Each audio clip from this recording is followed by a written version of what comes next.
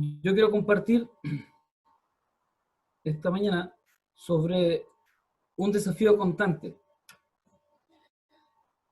Abajo de eso dice activando, pero hay desafíos que cada persona tiene en la vida, desafíos personales, familiares, laborales, profesionales, etcétera, ¿cierto? Estamos en un constante, en un constante cambio, en un constante desafío frente a la vida. Pero esta mañana creo que Dios nos quiere hablar algo especial a alguno de nosotros. Como les mencioné recién, quizás no todos estamos viviendo esta pandemia de la misma manera, ni con las mismas fuerzas, ni con el mismo ánimo, aunque sabemos que estamos con el mismo Dios, sabemos que estamos eh, con la misma esperanza. Sin embargo, no lo estamos viviendo todos igual. Pero hoy sí Dios tiene un desafío para nosotros y lo vamos a ver a través de hombres a lo largo de la historia, ¿ya? Y quiero que podamos ver esta historia que comienza así.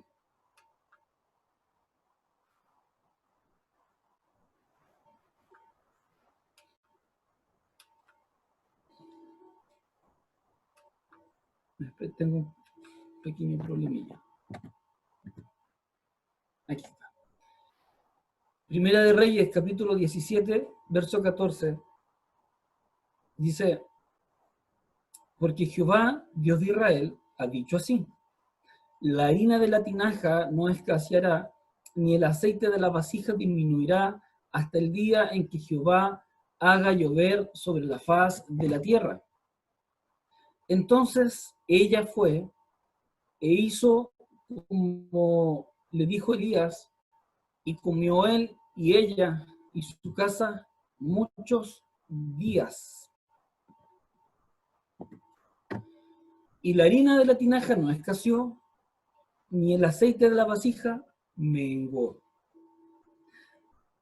Claramente aquí vemos una promesa que Dios nos hace mucho tiempo atrás, hace muchos años. Dios estableció ciertas promesas, tanto para el pueblo de Israel, en el Nuevo Testamento, ¿cierto? Para los que creemos en Cristo, pero Él estableció promesas para los que creemos en Él. Y una de las promesas es esta, y que Dios se la hizo particularmente en un contexto, ¿cierto? Y se la hizo a una mujer, el cual dice que la harina de la tinaja, en el verso 16, no escaseó, ni el aceite de la vasija menguó. Ahora, sabemos que ya, Dios siempre nos tiene las promesas. El hecho es, ¿cuándo se hacen efectivas estas promesas? ¿Cuándo actúan estas promesas?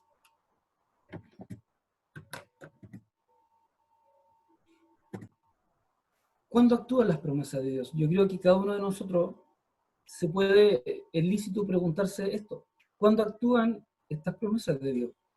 ¿Cuándo han actuado? Por ejemplo, eh, todos decimos y conocemos estas famosas palabras que todos compartimos, que dicen todo lo puedo en Cristo que me fortalece. Yo creo que cuando uno dice todo lo puedo en Cristo, automáticamente todos decimos, todo lo puedo en Cristo que me fortalece. Filipenses 4:13, lo sabemos de memoria. Hacemos un caballito de batalla con ese. Sin embargo, si pudiéramos saber que cuando la persona que escribió estos versos estaba en la cárcel, nos hace pensar algo más profundo. Ya nos hace pensar que todas las promesas de Dios no vienen por arte de magia, ni vienen en un momento cuando tú más lo esperas, ya, sino todo lo contrario. Hay un contexto que encierra las frases anteriores o los versos anteriores que leímos y nos vamos a devolver al versículo 10. Entonces él se levantó, está hablando del profeta Elías, y se fue a Sarepta. Y cuando llegó a la puerta de la ciudad, he aquí una mujer viuda que estaba allí recogiendo leña, y él la llamó y le dijo, te ruego que me traigas un poco de agua en un vaso para que beba. Y yendo ella para traérsela, él la volvió a llamar y le dijo, te ruego que me traigas también un bocado de pan en la mano. Y ella respondió, vive Jehová, tu Dios, que no tengo pan cocido. Solamente un puñado de harina tengo en la tinaja y un poco de aceite en una vasija. Y ahora recogía 2 leños para entrar y prepararlo para mí y para mi hijo, para que lo comamos y nos dejemos morir. Elías le dijo, no tengas temor, ve como has dicho, pero hazme a mí primero de ello una pequeña torta cocida debajo de la ceniza y tráemela. Y después harás para ti y para tu hijo. Hoy día, hermano, quiero compartir, vamos a ver 2 situaciones. Voy a tratar de hacerlo más breve, pero le decía al pastor que quizás puede ser un poquito más extenso que otras predicaciones por este medio. Porque creo que hoy día Dios quiere hablarnos 2 cosas. Ya hay 2 contextos que se van a vivir y que se juntan, y que se juntan. Ya, en este escenario quiero que pueda cerrar sus ojos, que deje quizás de mirar la pantalla, cierre sus ojos y ver un escenario que se da en la ciudad de Sarepta. ¿Ya? Sarepta es una ciudad fenicia situada entre Sidón y Tiro, a 22 kilómetros del norte de Tiro, y sus ruinas, y a través de sus ruinas que fueron excavadas, un arqueólogo en el año 1974 descubrió la ruina de esta ciudad, una ciudad que hoy en día se llama Sarafán. Quiero llevarlo allá, pero muchos años antes, hace aproximadamente 2.800 años aproximadamente atrás, donde una mujer viuda no tenía que comer, ese era el escenario, la mujer no tenía nada que comer, no tenía esperanza de vida, porque lo que leímos recién era que estaba recogiendo 2 leños para hacer un poco de pan, comérselo con su hijo y dejarse morir porque no tenía que comer, ¿ya? Y por otra parte, Elías viene de un viaje. Quiero que puedan ver el mapa. Él caminando, él viene caminando desde la ciudad de Kerit, del arroyo de Kerit, ya que está cerca de Jericó. Quiero que puedan ver que entre la distancia del arroyo de Kerit y Sarepta hay 160 kilómetros. 160 kilómetros que Elías tuvo que recorrer después de otro contexto donde él venía. ¿Ya? Él recorrió 160 kilómetros. Cuando fuimos a Centro Betania hace tiempo atrás, Víctor nos habló que debíamos caminar, o en una de las predicaciones Víctor nos habló que teníamos que caminar como 10.000 pasos diarios. Era lo que se acostumbraba, ¿cierto? Una persona con buen estado físico y todo lo demás. Es recomendable que se caminen 25 kilómetros diarios. 25 kilómetros diarios una persona con buen estado físico, en unas buenas condiciones, quizás con un buen calzado.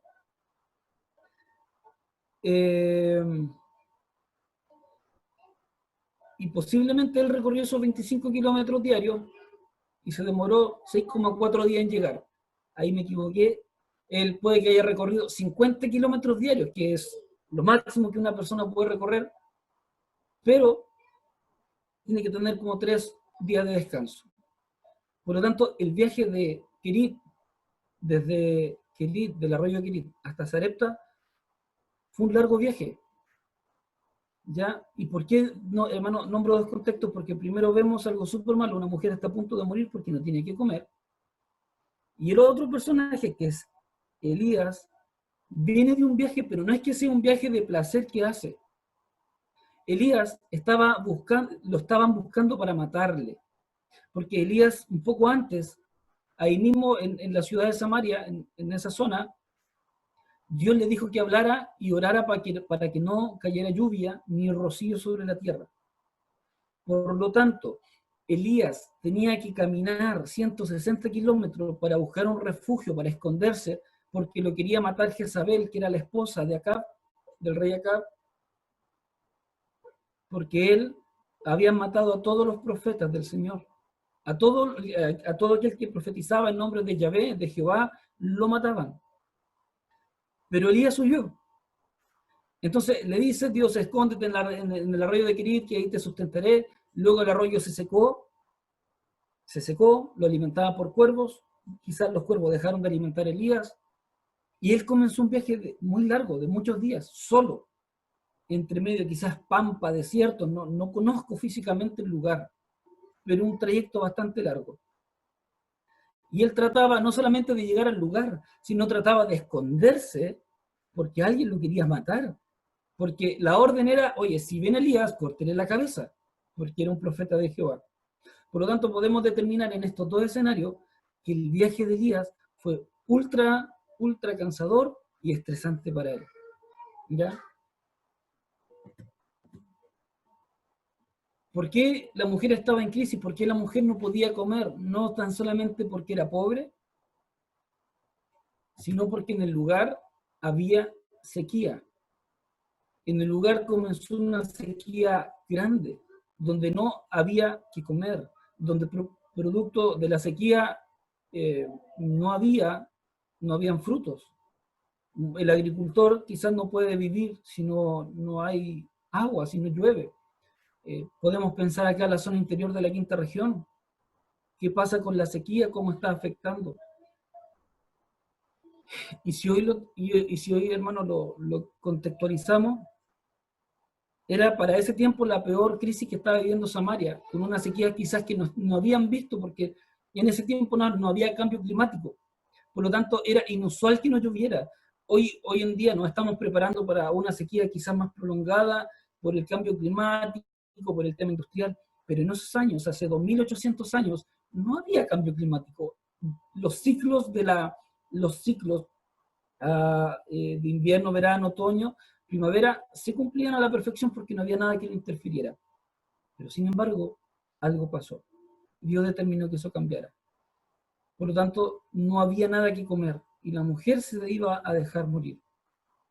Por lo tanto, ese contexto encerraba a la mujer, y más encima vino un hombre de Dios, pero arrancando de algo que lo querían matar, arrancando quizás de hambre porque además los cuervos dejaron de alimentarle. Ahora la pregunta que uno se podría hacer es: ¿por qué Dios envía a Elías a un lugar de necesidad, a un lugar donde está la crisis, donde no había ni siquiera que comer? ¿Por qué lo envía ahí? Porque ya venía de una situación estresante. ¿Por qué no lo llevó, como dice el Salmo 23, a esos pastos verdes, a esos pastos que son donde uno se reposa, se recuesta y uno comienza a pasar la prueba y dice: Señor, pucha que lo pasé mal, pero tú estás conmigo? Sino que de vivir ese momento estresante, de estar arrancando y escondido, lo lleva a un lugar donde no había comida, donde una mujer no tenía que comer. Además, era una mujer samaritana de Samaria, por lo tanto era pagana y no creía en Dios. Y en ese tiempo influía sobre todo porque estaban buscando para matarle. Y quiero redundar en eso porque es una presión constante que él tenía. Es como que un cristiano vaya al pueblo musulmán hoy en día a predicar con una Biblia y dice: no, yo soy cristiano y le quiero predicar de la fe en Jesucristo. ¿Usted cree que lo va a hacer libremente? No. A Elías le pasó exactamente lo mismo con esta mujer, diciendo: Dios, ¿por qué me trajiste acá? Una mujer pagana. Pero sin embargo, Dios siempre tiene un propósito. Dios siempre quiere activar nuestra fe. Y la activa, como dice Hebreos, es pues la fe, la certeza de lo que se espera y la convicción de lo que no se ve. Yo creo que por muy mal que lo estaba pasando Elías, se me imagina, trato de pensar, trato de meterme en el escenario donde estaba él,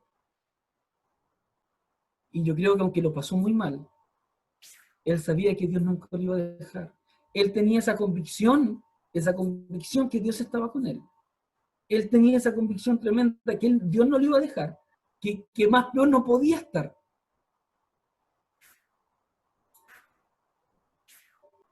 Y Dios activa nuestra fe a partir de la obediencia, porque una cosa es que oremos por una situación particular, pero otra cosa es activar nuestra fe en medio de la acción, a través de la acción, de la obediencia, de actos, ¿ya? Por ejemplo, lo que hizo ella. Ella no tenía nada que comer, sin embargo, fue e hizo como le dijo Elías, y comió él, y ella, y su casa, muchos días. Cuando habla de muchos días, quiero hacerle entender, uno ve los capítulos más adelante, y la sequía duró 3 años aproximadamente. Por lo tanto, como dicen muchos días, dicen los estudios que aproximadamente estuvo Elías en esa casa de 2 años a 2 años y medio aproximadamente 2 años a 2 años y medio. Por lo tanto, el hecho de la promesa que Dios haya hecho esto, que Él le iba a sustentar, no le sustentó con manjar, sino con harina, aceite, que era con tortilla de rescoldo. A aquellos que la conocen y les encanta hacerla, yo no sé prepararla, pero creo que es muy rica, una tortilla de rescoldo. Y así lo mantuvo Dios. Y dice que comió él y ella y su casa días, muchos días. A veces Dios hace como no queremos, porque Dios hace diferente a nosotros. Nosotros decimos, no, soy cristiano, conozco a Dios, creo en Dios y sé cómo Dios actúa. Yo quiero mencionarle que muchas veces no entendemos, realmente no comprendemos cómo Dios actúa. Por ejemplo, Dios pone a prueba nuestra fe en situaciones como esta. Por ejemplo, un plan extraño para tomar Jericó. ¿Cuántos se acuerdan de esa historia que está escrita en el libro de Josué? Cuando le dice a Josué, vas a ir a tomar Jericó, pero no vas a ir con instrumentos de guerra, sino con bocina, con gritos, al sonido del cuerno. Cuando tocaran el cuerno iban a gritar, tenían que rodear 7 veces. Probablemente mucha gente cuestionó a Josué, lo criticó, porque lo vemos en este tiempo, no lo haber hecho en ese entonces. Yo creo que mucha gente se opuso a Josué diciendo, Josué, tú estás loco. José, tú dices que escuchas a Dios, pero creo que esta vez no lo estás escuchando. ¿Cómo vas a tomar Jericó a son de bocina, de gritos, de salterio, de dar vueltas, 7 vueltas a la ciudad? Pero Dios hace como Él quiere. Por ejemplo, no sé cuántos se acuerdan de la estrategia que usó Gedeón, más bien dicho, Dios a través de Gedeón. Imagínense que Gedeón era un hombre que tuvo mucho miedo. Dios lo escogió en medio del granero, lo tomó, le dijo, hay que ir a una guerra, no hay gente, tú eres un hombre temeroso de Dios, te voy a elegir a ti. Un hombre que ya tenía temor para hacer cosas. Y Dios empieza a activar su fe, llevándolo a la guerra. Y va con 32.000 personas a la guerra. ¿Y sabe lo que le dice Dios? Le dice, ¿sabes qué, Gedeón? Son muchos para ganar. Un hombre que tenía temor de ir a la guerra, un hombre que tenía temor de los desafíos de Dios, Dios le saca gente de guerra de 32.000, lo deja en 300. Yo de verdad no sé si yo hubiese sido un Gedeón, no sé. Yo miro 32.000 personas y digo, vamos, aquí ganamos. Pero si Dios me saca 31.800 personas, perdón, 31.700 personas, y me deja solo con 300 personas, frente a un ejército enorme, eso es activar la fe. Eso es activar la fe. Y, y siento que a veces nuestra fe está pasiva, porque quizás estamos cómodos donde estamos. Porque probablemente, como dije al principio, esto que nos está pasando en el país es terrible, en el mundo en realidad. Y lo estamos viviendo de manera súper diferente, de manera súper distinta. Probablemente alguien a nuestro alrededor lo está pasando muy mal, como aquella viuda, como aquella viuda. Hay otros quizás que están bien, que están cómodos, que dicen, Señor, no, de allí no me toques, por favor, aquí estoy bien. A mí no me toques, si mi fe está intacta, Dios, si verdad mi fe está intacta, a mí no me toques, Señor, pasa por alto mí y sigue con otro. Y probablemente haya muchos Elías en esta mañana, de los que estamos conectados, que han tenido que huir de un lugar a otro, por críticas, por situaciones difíciles, porque simplemente quieres hablar la verdad del Señor, porque simplemente nadie te entiende. Y has tenido que empezar a huir, a aislarte y estar solo, porque simplemente el ser humano se cree juez. Incluso sobre Dios nos creemos jueces sobre Dios, creemos que nosotros tenemos la última palabra. Y, y como le pasó a estos hombres que mencioné recién, Josué y Gedeón, probablemente Dios necesita activar tu fe, activar tu fe. Quiero mencionarle que en medio de toda esta situación que estaba viviendo, dejé la pantalla oscura, no se preocupe. En medio de toda la situación que estaba viviendo Elías con la mujer viuda y con el hijo, quiero mencionarle que Dios lo sostuvo en alimento. Sin embargo, cuando ya estaba pasando la crisis, el hijo muere. El hijo de la mujer murió. Murió. Entonces Elías fue, y en el verso 23 dice, tomando luego Elías al niño, lo trajo del aposento a la casa, y lo dio a su madre, y le dijo Elías, mira, tu hijo vive. Imagínense, una mujer que ya no quería morir, porque ya no murió, porque Dios la sostuvo durante años, 2 años y medio con Elías, que no le faltó nada. Algo más sucedió. Su hijo murió, se le cortó el aliento. Y versos anteriores, si no me equivoco, el 21, el verso 22, dice que la mujer le dijo, Elías, ¿por qué me tiene que pasar esto a mí? ¿Qué tienes contra mí? ¿Por qué quieres traer recuerdos anteriores a mi vida, pecados, mis iniquidades? ¿Por qué siempre como seres humanos, cuando nos toca vivir algo malo, a veces viene el enemigo, como dice la palabra del Señor, dice que el diablo es quien viene a acusarnos, él es el acusador de los hermanos. Entonces nos pasa algo, y al tiro decimos, no, ese hermano está en pecado, ese hermano falló, algo tiene oculto. Y esta mujer sintió lo mismo en ella misma. Elías, hoy me quieres traer los pecados de mis iniquidades anteriores, me quieres sacar esto en cara. Pero no, créame que no era ese el propósito de Dios. Entonces, claro, en el 23, aquí como estamos leyendo, Elías le trae al niño de vuelta. Dice cuando Elías fue a la pieza, al aposento, dice que se echó 3 veces sobre el niño, oró, le pidió a Dios que lo volviera a la vida. Y el niño volvió a la vida. Pero esto no era para traer los pecados de la mujer al presente, sino más bien era para esto. El verso 24, mire lo que dice. Entonces la mujer dijo a Elías, ahora conozco que tú eres varón de Dios, y que la palabra de Dios y la palabra de Jehová es verdad en tu boca. Dios no quería traerle los pecados a la mujer de la antigüedad al presente.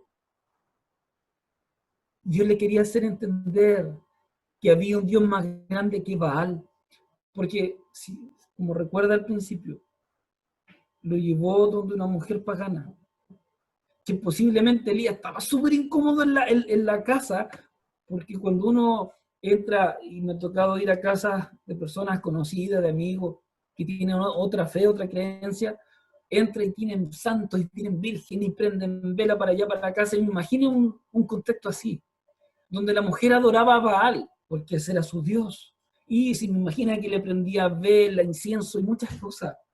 Y entre eso Elías tenía que estar calladito ahí, tratando de bendecir y sustentando a la mujer como era la promesa del Señor. Entonces lo que Dios quería hacer con esta mujer no era traerle su pecado al presente, era hacerle entender que había un Dios más poderoso que Baal, más poderoso que Baal. Y la mujer lo dice. Entonces la mujer dijo: Elías, ahora conozco que tú eres varón de Dios, porque la palabra de Jehová es verdad en tu boca. Ella pudo ver un milagro de Dios en su propia vida, en su propia vida.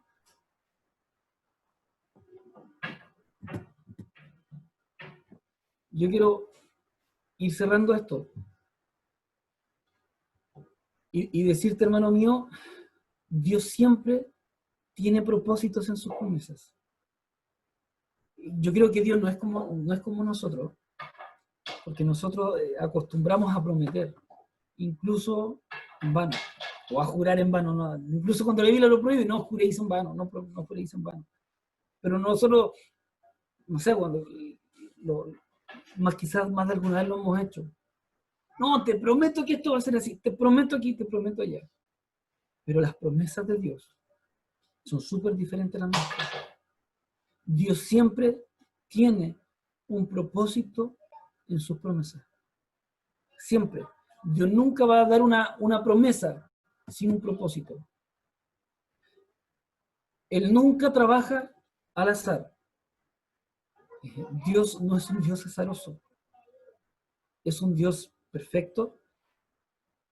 Es un Dios armonioso con todas las cosas que hace. Él nunca hace cosas de una promesa al azar por decirte algo para dejar tranquilo a alguien. Si alguna vez Dios te entregó una palabra de bendición a ti, a tu vida, en algún momento de tu vida, y no te digo ahora, puede ser incluso desde niños. Puede que muchos reciban una palabra desde niños. Y esa palabra y esa promesa se va a cumplir a través de un propósito. Aquí me quiero detener un momentico chiquitito. Hay que entender que el pan y el aceite no eran solamente porque era para hacer pan. La harina y el aceite, perdón, no era solamente para hacer un pan, sino que el pan es un tipo de Jesucristo y el aceite es un tipo del Espíritu Santo.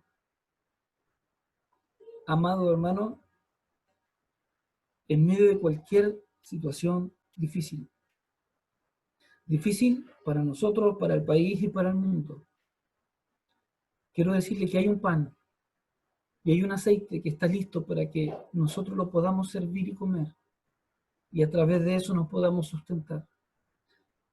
Y quiero hablar en dos contextos: físicamente, de alimentos, y espiritualmente en nuestro corazón. Quizá muchos de nosotros a través del encierro nos ha afectado incluso porque nos baja el ánimo. Porque incluso orar es un poco más tedioso, es un poco más difícil. Al principio, cuando empezó esta pandemia, hace meses atrás, muchos oraban con mucho fervor. Mucho fervor. Han pasado los meses, y quizá el ímpetu se fue apagando. Y por el contexto de las noticias, por el encierro, por el propio afán y por la ansiedad que hablaba la Camila la semana pasada. Recuerda que Camila habló sobre la ansiedad. Probablemente todo esto está afectando nuestro ánimo. Pero quiero decirte en esta mañana, iglesia, es que hay un pan que tipifica la presencia de Jesucristo. Y él mismo dijo, cuando él partió el pan: está en mi cuerpo que por vosotros es partido. Él fue a la cruz. Y él mismo dijo: este es mi cuerpo, este es el pan. Quizás no estamos en una santa cena, pero piénselo. Y el aceite es el Espíritu Santo quien viene a refrescar nuestro espíritu. Hay muchas cosas que afectan en la ansiedad, en la alimentación, muchas cosas, y Camila más adelante lo va a detallar. Pero hay algo que la ciencia no considera y es muy esencial para nosotros. Es que el Espíritu Santo refresca nuestro espíritu y nos da un espíritu nuevo. Y nos da un espíritu nuevo. El Espíritu Santo viene y nos refresca aún nuestros pensamientos, nuestra manera de vivir y nuestras ganas de vivir. El Espíritu Santo comienza a darla. Nunca escaseará el sustento, ni su espíritu nos abandonará. Hermano, si tú estás pensando que esta situación es complicada, sí lo es. Yo estoy sin trabajo, aún no me llaman, estoy ahí, pero Dios ha sido bueno. No puedo estar predicando este mensaje hoy si tengo dudas de Dios. Si estoy compartiendo esto porque Dios primero me lo habló a mí y me dijo, yo soy tu sustento. Hasta este momento tengo paz. Se lo decía a Yurín hace algunas semanas atrás cuando orábamos en la semana. Y ese es mi sustento, es Dios. Él va a proveer el alimento, Él va a proveer su espíritu para mi ánimo. Él va a proveer de su espíritu en nosotros.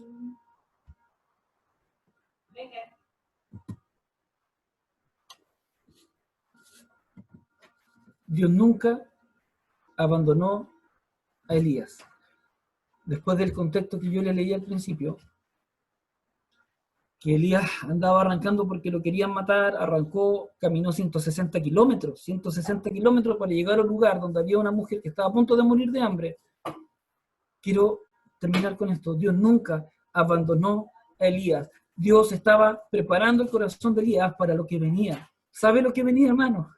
¿Sabe lo que venía? Venía algo tremendo. Elías se tuvo que enfrentar a 450 profetas de Baal, donde hicieron un sacrificio ambos. Prepararon un buey, hicieron leña, y los 400 profetas oraban y no pasaba nada. Sin embargo, Elías incluso mandó a mojar la leña. Elías mandó a mojar la leña, mandó a mojar el buey, hizo una zanja, se llenó la zanja de agua, y Elías oró y el fuego descendió, algo que quizás nunca se ha visto ni se ha vuelto a ver. Dios bajó en forma de fuego. Dice la palabra que incluso lamió el agua, el fuego lamió el agua que estaba en la zanja, se consumió todo. La presencia de Dios bajó. Dios no abandonó a Elías, lo estaba preparando para algo que venía en su corazón. Dios estaba preparando el corazón de Elías para ver un milagro aún mayor que una provisión y un simple pan.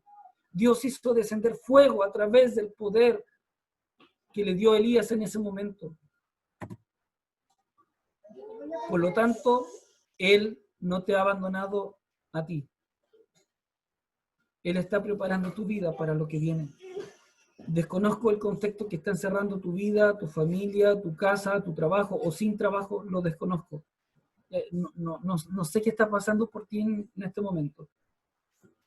Pero al igual que Elías, Él no te ha abandonado, sino que está preparando tu vida para algo que viene.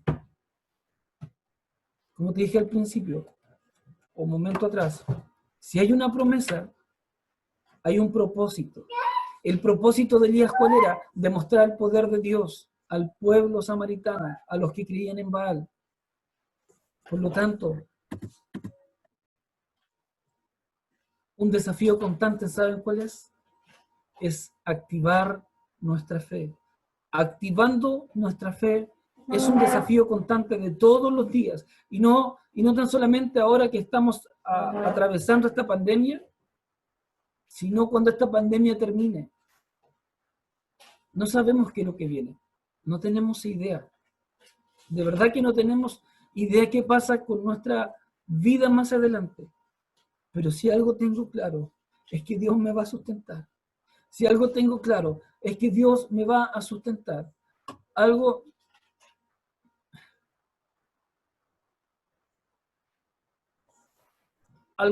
tengo claro, es que Dios nunca nos va a dejar. Él siempre va a estar con nosotros. Él siempre va a estar con nuestra familia, con nuestra vida, bendiciendo y sustentando nuestra fe. Hermano, que Dios les bendiga. Que Dios les bendiga y vamos a orar. Yo vuelvo a reiterar, yo no sé lo que usted está pasando, pero quiero orar por usted, siento de bendecirle ahí donde usted está. Quiero orar solo unos minutos por usted y que la presencia de Dios pueda recorrer las casas. Siento que Dios tiene esta palabra para ti, porque también la tuvo para mí. Yo quiero bendecir su vida esta mañana, Señor, en esta hora de la mañana, del mediodía. Desconozco la realidad que cada uno vive. Pero Padre, si me entregaste esta palabra en primer lugar para mi corazón, por lo que estoy pasando y viviendo, el Espíritu Santo me lleva a bendecir y a orar por cada uno de los que estamos conectados. Quizá hay alguna viuda que está en esta condición, pensando en mañana quizás no hay algo para cocinar o queda poco, está escaseando. Quiero decirte a ti, amada hermana o hermano, es que Dios te va a proveer. Dios no te va a dejar. Hay que activar la fe que tienes en Él. La mujer de Samaria podía haber guardado y haber negado la harina y el aceite y haberle dicho, ¿sabes qué, Elías? No te conozco, varón, no te conozco, vete, vete porque es lo único que tengo para comer. Sin embargo, la mujer tomó eso y preparó para Elías primero. Activa tu fe, porque Dios no te va a abandonar y está preparando tu corazón para lo que viene más adelante. Y probablemente aquí también hay más de algún Elías que ha tenido que huir, ha tenido que estar en silencio y en soledad. Esa soledad que a veces perturba el corazón. Esa soledad que a veces uno se pregunta y dice, Dios, ¿por qué haces silencio si más necesito oírte? Y te sientes solo y que no te entiende nadie. Hay más de uno que te está entendiendo en esta conexión. Principalmente el Espíritu Santo, el cual te ha sustentado y ha sido tu alimento y te seguirá sustentando. Te alimentó con cuervos y luego con una mujer samaritana y pagana. ¿Sabe lo que está demostrando Dios, amado hermano, con esto? En que a veces actúa fuera de la congregación y toma a otra gente para hacer de bendición en nuestra vida, para enseñarnos que eres dueño de todas las cosas. Señor, bendigo a la congregación, bendigo a este país, en el nombre de Jesús. Amén. Y amén, Señor. Gracias, Padre.